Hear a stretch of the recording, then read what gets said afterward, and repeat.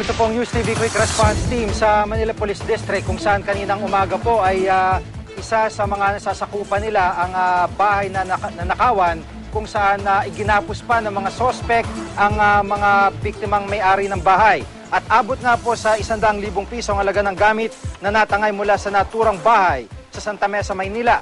Narito po report ni Haji Rieta. Nilooban ang bahay na ito sa Barangay 587A sa Manila ng 8 armadong mga lalaki pasado alas 6 ng umaga kanina. Ayon sa may-ari ng bahay na si Manny Abellanosa, nakapasok raw ang mga armadong lalaki nang naiwang nakabukas ang kanilang driver ang kanilang gate habang naglinis ito sa bakuran. Pagbaba ko, hindi pa ako nakababa ng hagdan.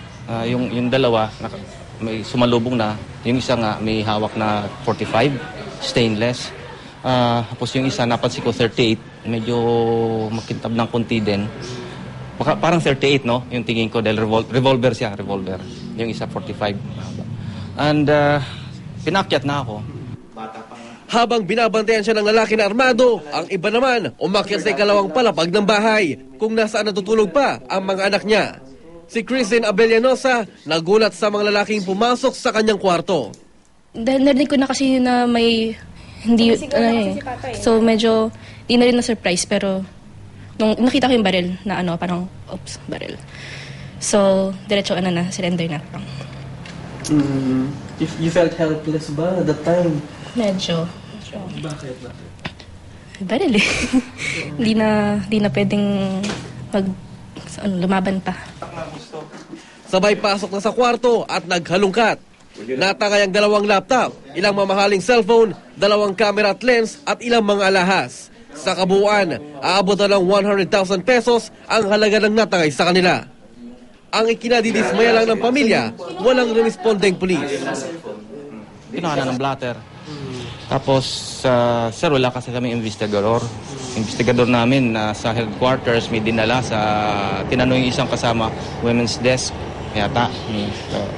Yun ang pagkadinig ko, women's desk. So, walang investigador. So, naramdaman ko na kaagad na walang pupunta sa bahay. Kung tutusin kasi, ilang bahay lang ang layo nila mula sa Station 8 ng Manila Police District. Kasamang GMA News, sumama kami kay Abellanosa sa Presinto 8. Humarap sa amin ang naka-duty sa desk. Nasa loob po na yung investigador. Dito po. Sige sir. Salamat. Dito sa loob, ang investigador natin. Nandiyan na yung opisyal natin na investigador.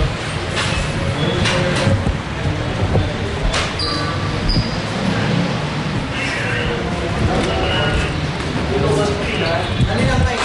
Medyo dali lang. Bagaman hindi na nagpa-unlock ng panay ang mga pulis sa presinto, aminado naman silang kulang talaga ang mga tauhan nila.